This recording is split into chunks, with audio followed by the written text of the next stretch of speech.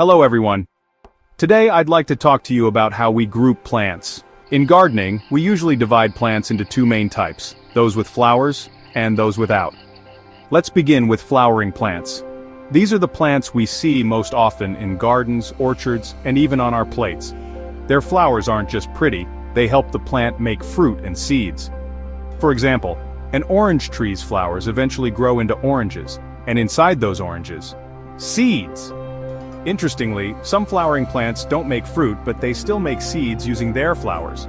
Many vegetables, like broccoli or squash, also grow from flowers. Sometimes we even eat the flowers themselves. Now let's move to plants that don't have flowers. One common example is the conifer. Conifers, like pine trees, grow cones instead of flowers. These cones carry seeds. When the seeds fall to the ground, they can grow into new trees. Another flowerless plant is the maple tree.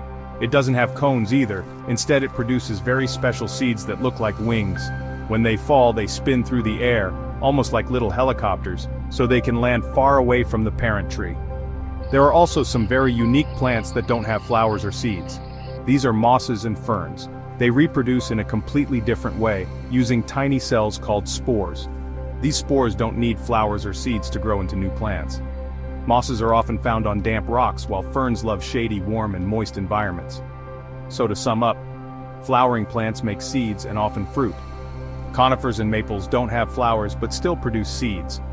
Mosses and ferns don't have either, no flowers, no seeds, but they reproduce with spores. Understanding how plants grow and reproduce helps us care for them better, whether we're planting a garden, walking in the forest, or just enjoying a potted plant at home. Thank you for listening, and happy planting.